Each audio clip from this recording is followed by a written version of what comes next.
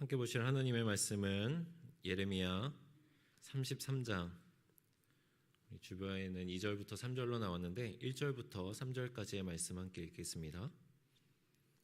제가 가진 성경으로 구약 1105페이지 정도에 있습니다. 구약 성경 예레미야 33장 1절부터 3절까지의 말씀,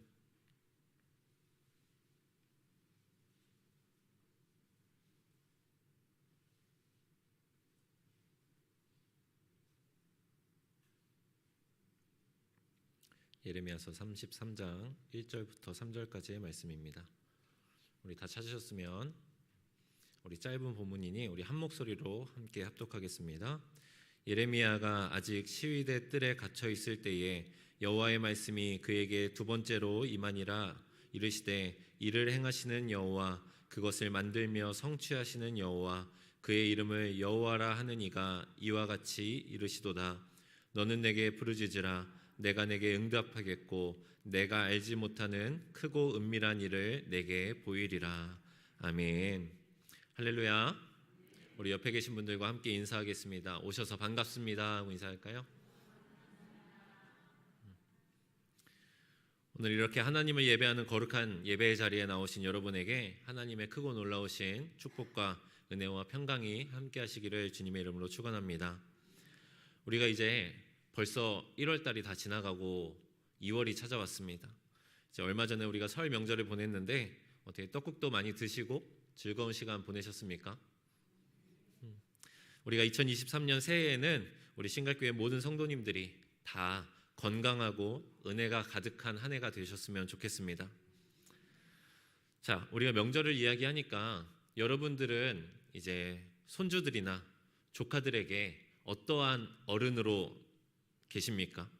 아이들에게 언제나 보고 싶어 하는 좋은 할아버지, 할머니 또는 이모, 삼촌으로 잘 지내고 계신가요? 제가 어릴 적에는 할머니를 굉장히 많이 좋아했습니다. 그래서 할머니께서는 제가 할머니 댁에 가면 우리 강아지 하면서 제가 무슨 일을 해도 잘했다, 이쁘다, 착하다 이렇게 해주시는 할머니가 너무나도 좋았습니다. 반면에 할아버지는 가장 무서운 사람 중에 한 사람이었습니다.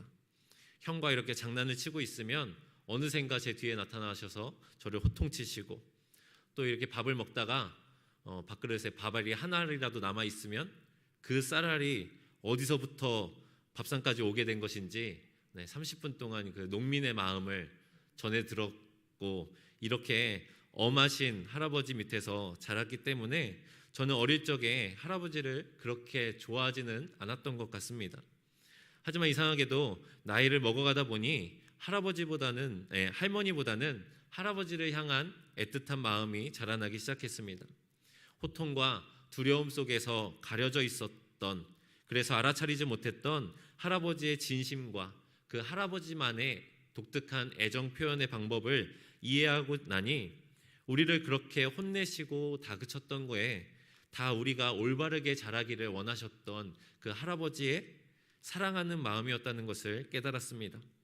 그래서 그 전까지는 길에서 할아버지를 만나면 몰래 다른 길로 도망쳐서 가고는 했었는데, 그 뒤로는 이제 할아버지를 만나면 먼저 가서 인사하고, 할아버지가 이제 리어카를 끌고 고무를 이제 주스셨으니까 그 리어카를 밀어드리기도 하고 그랬습니다. 지금 생각하면 왜 그러한 마음이 더 일찍 들지 않았는지 후회가 많이 남습니다. 이처럼 당시에는 알지 못했지만 시간이 지나고 나서 그 모든 과정들이 지나간 뒤에 그 안에 숨은 뜻과 숨은 의도를 발견하게 되었을 때에 그것이 비로소 사랑이었다는 것을 깨닫게 되는 일들이 많이 있습니다. 그래서 우리는 오늘 본문을 통해 하나님의 심판 속에 숨은 하나님의 사랑을 발견하기 위해서 가장 먼저는 제가 할아버지를 이해하기 위해서 할아버지의 독특한 애정 표현 방식을 알았던 것처럼 우리가 먼저 하나님의 성품에 대해서 알아야 되는 것입니다. 첫 번째로 하나님은 공의의 하나님이십니다. 오늘의 본문을 보면 예레미야는 아직도 시위대의 뜰, 즉 궁중의 감옥에 갇혀 있습니다. 그가 감옥에 갇힌 이유는 32장 3절에서 5절까지의 말씀을 보면 우리가 알 수 있는데요. 그 이유는 유다의 왕이었던 시드기야 왕에게 이제 곧 유다가 바벨론의 군대에 점령당하게 되고 왕께서는 바벨론으로 끌려갈 것이라는 하나님의 예언을 예레미야가 왕에게 선포했기 때문입니다.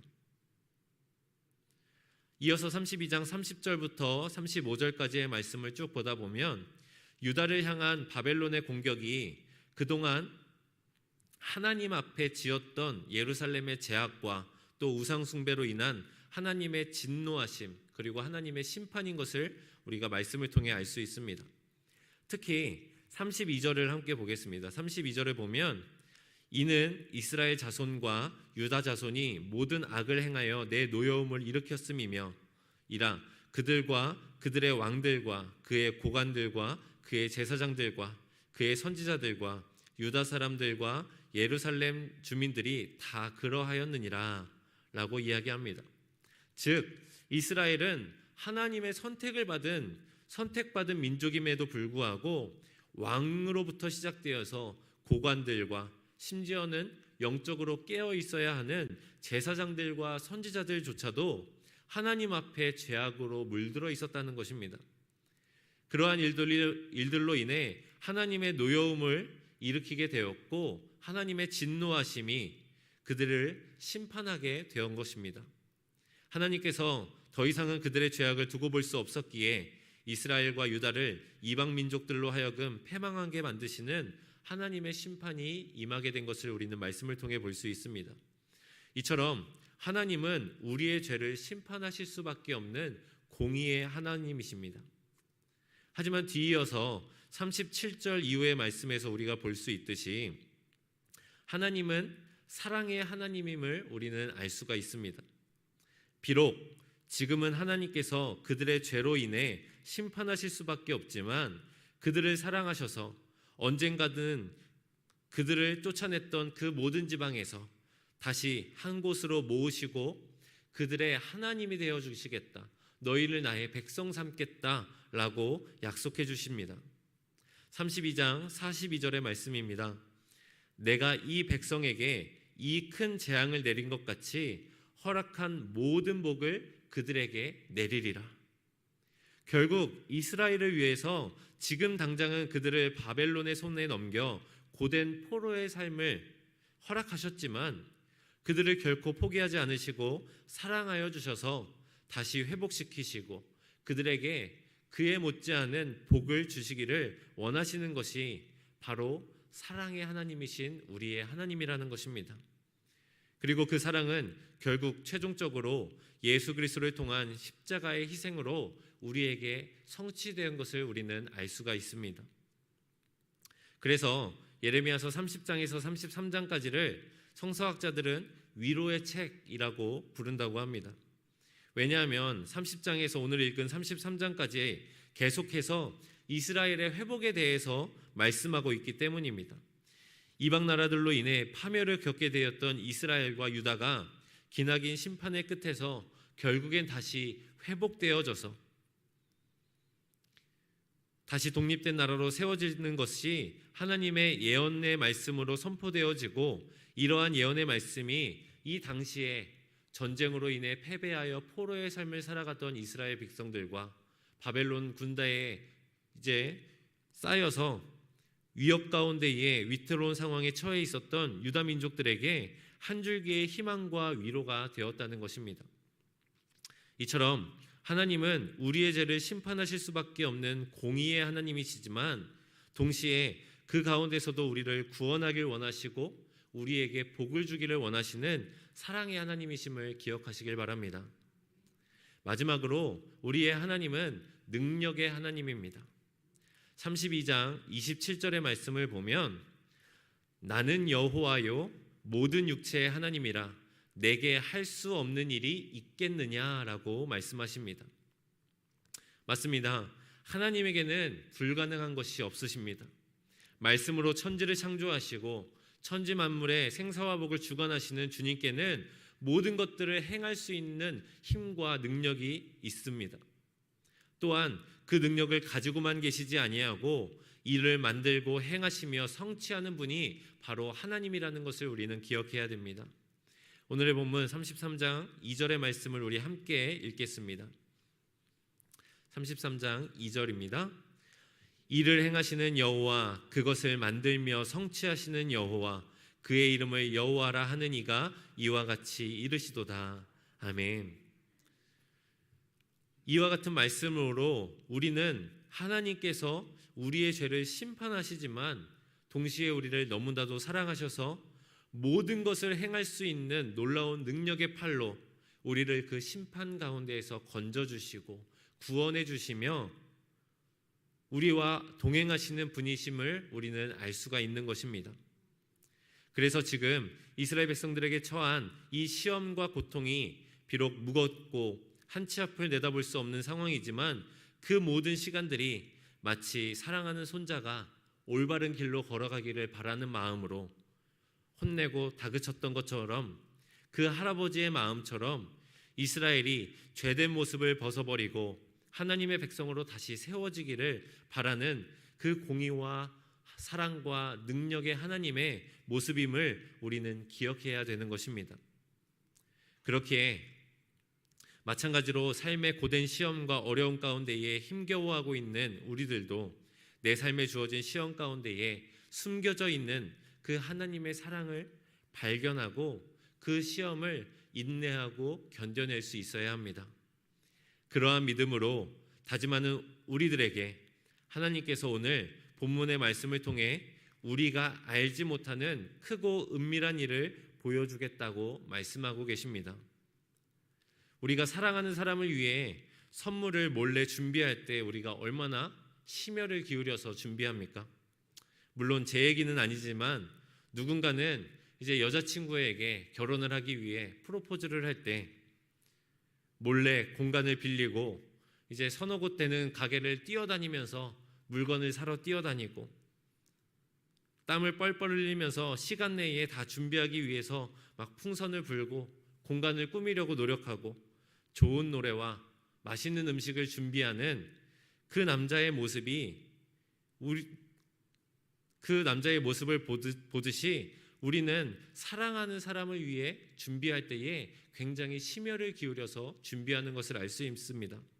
물론 제 이야기는 아니지만 누군가는 그 사랑하는 한 사람을 위해 정말 땀을 뻘뻘 흘리면서 뛰어다니고 그곳을 꾸미고 좋은 음식과 좋은 노래를 준비했던 것처럼 우리도 그렇게 준비를 하는데 하물며 말씀으로 천지를 창조하신 그러한 능력이 있으신 하나님께서 우리를 위해 크고 은밀한 일을 준비하고 계시다면 그것이 얼마나 크고 놀라운 일이겠습니까? 우리를 너무나도 사랑하시는 하나님께서는 지금 이 순간에도 저와 여러분들을 위해 우리가 상상하지도 못할 크고 놀라운 일들을 우리 몰래 준비하고 계심을 믿으시길 바랍니다. 이러한 크고 놀라운 하나님의 일들이 우리의 삶에 임하기 위해서 우리는 첫 번째로 하나님 앞에 기도해야 합니다. 하나님께서는 그 모든 일에 선행되어야 할 조건이 바로 하나님께 부르짖는 것이라고 오늘 본문의 말씀을 통해 말씀합니다. 오늘 말씀의 제목처럼 우리가 알지 못하는 그 은밀한 일의 시작점이 바로 기도라는 것이죠. 미국의 기상학자인 에드워드 로렌츠라는 사람은 1961년에 브라질에 서식하는 한 나비의 날개짓이 지구 반대편의 미국 텍사스에 토네이도를 일으킬 수 있다며 그것을 나비 효과라고 이름을 지어서 이론을 발표를 했습니다. 작은 나비 한 마리의 날개짓으로 인해 생긴 바람이 수많은 미세한 변수들을 만들어내며 결국 지구 반대편에 가서는 그 바람이 토네이도와 같이 집을 부수고 막 차와 사람을 날리게 하는 토네이도로 이어질 수 있다는 것입니다. 여러분, 기도란 바로 이런 것입니다. 우리의 작은 입술이 하나님을 향하여 움직일 때에 그것이 시작점이 되어서 하나님의 놀랍고도 크고 은밀하신 계획이 시작되고 성취되는 것입니다. 성경의 수많은 인물들이 자신이 처한 고난과 환난 가운데서도 좌절하지 않고 포기하지 않고 가장 먼저 하나님 앞에 나아가 기도했던 것이 바로 그 모든 고난을 이겨낼 유일한 방법이 기도였기 때문인 것입니다. 마태복음 7장 7절의 말씀입니다. 구하라 그리하면 너희에게 주실 것이요 찾으라 그리하면 찾아낼 것이요 문을 두드리라 그리하면 너희에게 열릴 것이니. 아멘. 하나님은 우리가 구하는 것을 주시고 찾는 것을 찾게 하시며 우리가 열고자 하는 문을 열어주시는 분이십니다. 하지만 그 모든 일의 선행 조건은 우리가 먼저 구하고 찾고 두드려야 된다는 것이죠. 그것이 바로 기도임을 믿으시길 바랍니다. 하나님은 기도로 부르짖는 자에게 준비된 것을 주시며 답을 알지 못해 답을 찾는 자에게 답을 찾게 해주시고 사면초가와 같은 정말 힘든 현실 속에서 빠져나갈 길을 찾지 못해 호소하고 있는 사람에게 생명의 문을 열어주시는 분이십니다.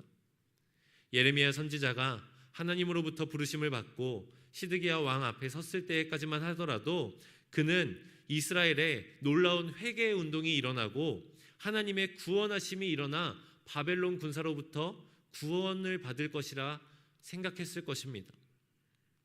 하지만 도리어 예레미야는 감옥에 갇히게 되고 더 이상은 자기의 힘으로는 어떠한 일도 행할 수 없는 그러한 위치에 처했을 때에 하나님께서는 예레미야를 찾아와 주시고 그에게 너는 내게 부르짖으라 명령하고 계십니다. 내가 너희 이스라엘을 위해 너희를 이방 땅으로부터 구원하고 죄로부터 해방하여 자유하게 하는 놀라운 일들을 준비하고 있으니 너는 내게 부르짖고 찾고 두드리라는 것입니다. 결국 이 예레미야의 부르짖음은 하나님의 구원 역사의 신호탄이 되었고 결국 다윗의 자손을 통해 메시아를 보내주시고 그 메시아를 통해 우리의 죄된 것들이 깨끗하여지는 구원의 역사가 이루어진 것을 우리는 보게 됩니다. 여러분, 그래서 우리는 기도해야 합니다. 내가 할 수 있는 것이 없을 때, 아무런 힘도 능력도 없을 때 하나님을 믿고 의지하며 우리의 작은 입술을 움직여야 합니다. 그리고 그 기도의 능력은 우리가 혼자 할 때보다 우리가 함께 모여 중보할 때에 더 크고 놀랍게 이루어진다는 것을 기억하시길 바랍니다. 나비 한 마리의 날개짓이 토네이도 하나를 만드는데 우리 모두가 힘을 합하여 기도하면 그 기도의 능력과 결과가 얼마나 놀랍고 크겠습니까? 나 자신을 위한 기도를 뛰어넘어서 내 이웃과 타인을 위한 그리고 나라와 교회를 위한 기도를 하며 우리가 주님 앞에 눈물로써 부르짖을 때에 하나님께서 더 큰 축복과 능력으로 우리에게 부어주심을 믿으며 기도와 중보기도에 더욱더 힘을 내시는 저와 여러분들이 되시기를 간절히 소망합니다. 우리가 두 번째로는 기도는 기다리는 것임을 우리는 알아야 합니다. 어떤 한 부인이 오페라 공연을 보러 극장에 갔다고 합니다.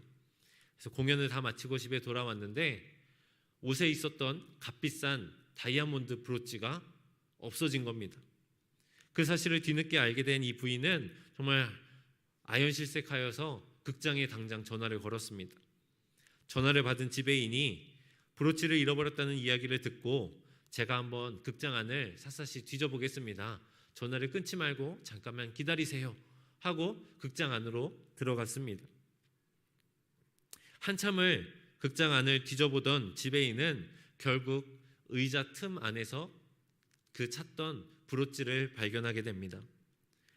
지배인은 서둘러서 돌아와 전화기를 들어보니 이미 전화기는 끊어져 있었습니다. 그는 다시 그 부인이 전화 주기를 기다렸지만 끝끝내 전화벨은 울리지 않았다고 합니다. 이처럼 우리는 불확실한 미래를 기다리는 것을 불안해하고 조급해하고 견디지 못하는 어리석은 사람들입니다. 잃어버린 브로치를 찾아달라고 요구를 해놓고도 점점 길어져만 가는 그 통화 시간에 조급해하며 또 내가 그것을 잃어버렸으면 그 귀한 것을 누군가 주웠다면 분명히 집으로 가지고 갔을 거야. 거기에는 없을 거야. 라며 스스로 짐작하고 판단하여서 수화기를 내려놓는 그 부인의 모습이 우리의 모습과 너무나도 닮아 있지 않습니까? 우리들은 하나님께 기도하고는 기도의 응답이 속히 이루어지지 않는다고, 또는 더 이상 내 삶에는 가망이 보이지 않는다고, 또는 내 생각과 내 판단으로는 이거는 도저히 불가능한 일이라고 지레짐작하고 다른 길과 다른 방법을 찾는 것이 부끄러운 우리들의 모습입니다.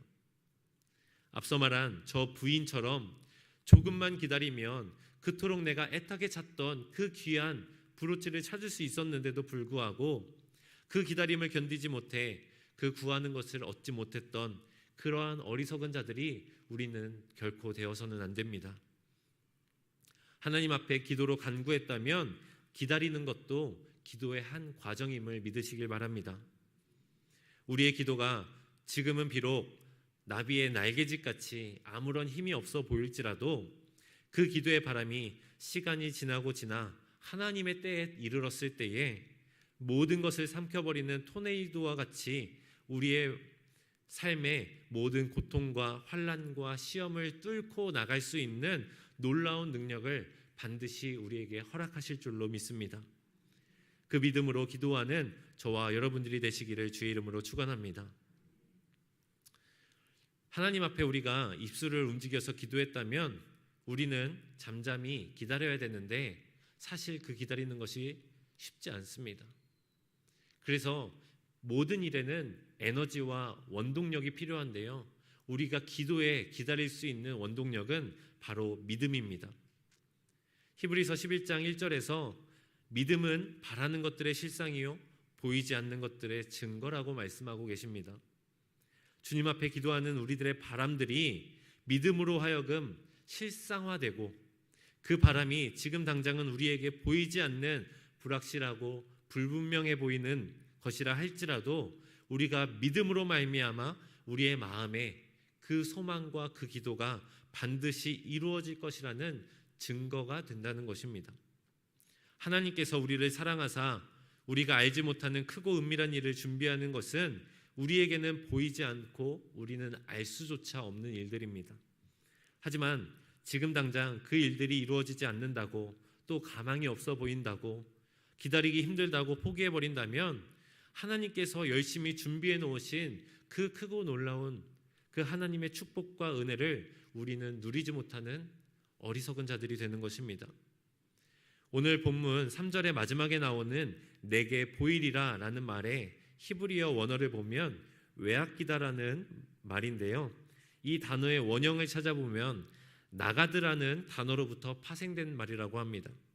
이 나가드라고 하는 단어는 어떠한 사물을 어둠 속에서 밝은 빛 가까이로 가져와서 사람들로 하여금 명확하게 보여지게 하다라는 뜻을 가지고 있다고 합니다.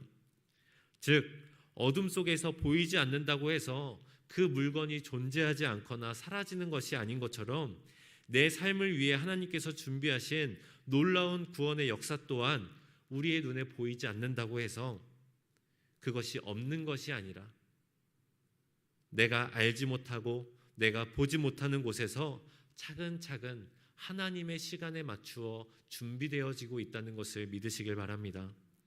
우리가 하나님께 부르짖고 그 응답이 돌아올 때까지 믿음으로써 기다릴 때에 주님께서는 우리의 간절한 부르심에 응답하여 주시고 어둠 속에서 열심히 준비하고 계시던 우리가 알지 못했던 크고 놀랍고 은밀한 하나님의 축복과 계획들이 밝은 빛 아래로 옮겨져 내게도 보이기 시작할 줄로 믿습니다. 사랑하는 신갈교회 성도 여러분, 우리가 더욱더 열심히 기도하기를 원합니다.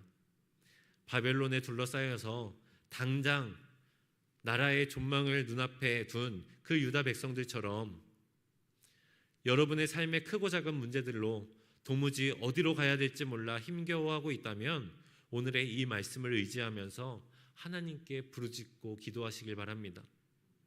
비록 우리는 죄의 본성을 갖고 날마다 죄 가운데 살아가고 있지만 우리를 심판하면서도 우리를 구원하시기 위해 독생자 예수 그리스도를 보내주신 공의와 사랑과 능력의 하나님께서 지금도 저와 여러분들을 위해 우리가 알지 못하는 크고 은밀한 일들을 준비하고 계심을 믿으시며 하나님 앞에 기도로서 간구하고 부르짖는 저와 여러분들 되기를 소망합니다.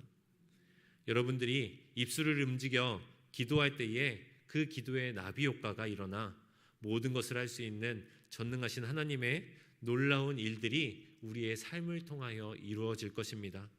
하나님의 그 일들이 이루어지는 그 하나님의 때가 이를 때까지 오직 믿음으로 신앙을 지키시며 주님의 응답을 기다리는 복된 저와 여러분 모두가 되시기를 주님의 이름으로 축원합니다. 우리 말씀을 기억하며 기도하겠습니다. 사랑의 하나님, 감사합니다. 하나님 앞에 죄악을 지으며 심판받고 있었던 그 이스라엘 백성들을 끝까지 포기하지 않으시고 그들에게 구원의 열쇠를 허락하신 주님, 그 심판 속에 있는 하나님의 사랑을 우리도 발견케 하여 주시옵소서. 우리의 삶의 크고 작은 문제들, 정말 애통하고 슬퍼하는 많은 문제들 가운데에 그 속에 숨겨진 하나님의 사랑하심과 하나님의 공의하심과 하나님의 능력을 발견하게 하시고 그 가운데에 나를 위하여 준비하신 하나님의 놀라운 그 뜻과 그 은혜와 축복들을 우리가 기대하며 하나님 앞에 기도로 나아가는 저희 모두가 되게 하여 주시옵소서. 예레미야에게 말씀하신 것처럼 너는 내게 부르짖으라 말씀하신 주님, 우리가 주님 앞에 기도로서 우리의 입술을 움직일 때에 비록 그 기도가 지금은 작고 작은 기도이라 할지라도 그 기도가 시간이 지나 하나님의 때에 이르렀을 때에 정말 우리가 상상하지 못하고 우리가 기대하지 못한 하나님의 놀라우신 역사로서 이루어질 것을 기대하며 나아갑니다. 그 기다림 가운데에 우리에게 믿음을 허락하여 주시고 믿음으로 더욱더 주님을 붙들고 나아갈 수 있는 우리 모든 신강교회 성도들 될 수 있도록 주님께서 인도하여 주시옵소서. 주님께서 함께 하심을 믿사오며 이 모든 말씀 예수님의 이름으로 감사하며 기도하옵나이다. 아멘. 우리 찬송가 하시기 전에 잠시